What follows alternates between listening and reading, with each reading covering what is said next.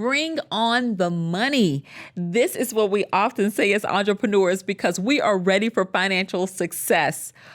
But can I pause you there? Maybe we need to do a little groundwork before we enter into that abundant mindset.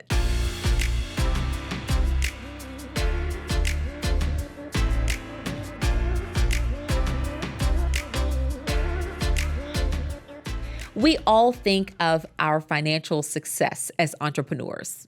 That's one of the reasons why we became an entrepreneur.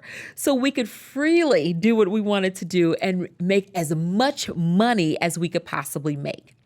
We even bought into the idea of people paying us what we're worth. I have seen astronomical prices in dealing with different contractors or vendors because everyone wants to be paid what they're worth. And I believe in this wholeheartedly. I believe that people should be paid what they are worth. But here's the challenge.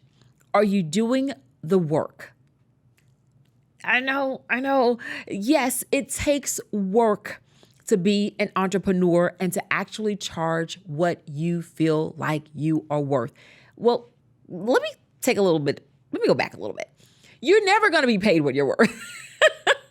We're never going to be paid what we're worth. That is the honest truth of the matter. You're not going to be paid what you're worth, but you can at least make sure that you're charging fairly.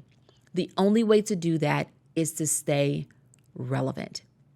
If you are not current in your field, then how can you charge people current market prices?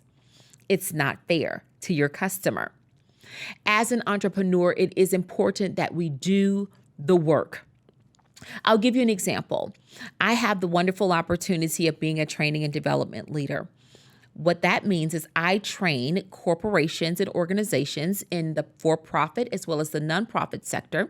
I train their employees as well as their leaders, and I connect, I'm a bridge, if you will. I use communication as a bridge to connect the two. So in that, they may ask me to, bring PowerPoints and teach a class. And it's not my favorite thing to do, but sometimes people want their PowerPoints. So one of the things I was doing about a month or so ago is I was looking at my PowerPoints and I'm like, how long have I had these PowerPoints? I've had these PowerPoints maybe for about 2 years or so. And I began to look at them and say, I really need an update. Now, some of the information may have changed or may have stayed the same, but it was up to me as the subject matter expert to find out the more relevant information so that I can make sure that my clients were on point. You see how that goes? Even though my client, I could have showed up and they would have never known the difference, but I know the difference. I know that there are some new things out there about communication. I know that there are some new strategies out there about conflict management and resolution. So it's up to me. They trust me as the subject matter expert to teach them new, creative, and innovative ways to connect to each other. So when your client is dependent upon you, then you have to make sure that you show up. You can't afford to just say, well, I did this 5 years ago. It still works today. No, it doesn't. Guess what? What you did 3 years ago doesn't even work today. So make sure that you're taking the time to do your homework. Make sure that even though your client may not have seen what you did 10 years ago and you try to come in and bring it to them today, no. Take time to update, refresh your PowerPoints, refresh the information. Find out what's going on in your industry. If you don't find out what's going on in your industry, then you're serving stale information. I'll say that again. If you're not up to date with what's going on in your industry, you are giving your clients stale information. Tell me if you're going to the grocery store and you're going to pay $5 for molded bread. You're not. Trust me, you're not. So why do you give your clients that? Why are you saying, well, I want you to not pay $5 for the bread. I want you to pay $10 for stale or molded bread. That's what we're doing when we don't keep ourselves fresh, when we don't keep ourselves relevant. So as an entrepreneur, it is so important that we lock in. And before you increase the price, make sure that you, again, have done the groundwork.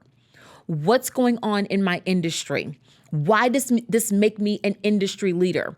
What can I do to make sure that I freshen up and do some things, I restore or I bring revival to my brand?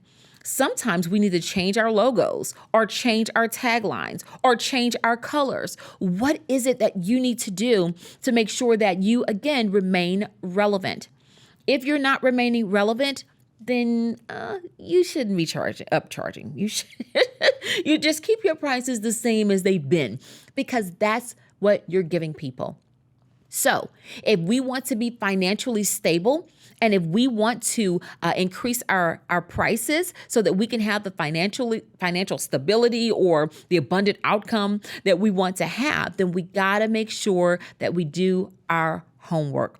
We do our homework, that we stay relevant, that we stay marketable. What is it that what class do you need to go to? What certification do you need to have? What person do you need to bring on your team to make sure that you collaborate to expand your knowledge base?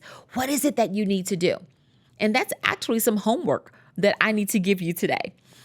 What is the market for your industry, for the job that you do, for the business that you run? Now, being an entrepreneur, there are some factors in our pricing. For instance, we don't just charge for our service. No, we're paying for those Zoom recurring fees. We're paying for our business insurance. We're paying for property taxes, depending on what state you're in. You may be paying for your contractor to write your content, or whatever the case may be. All of those things factor in as you're running a business. And I believe that those things are important.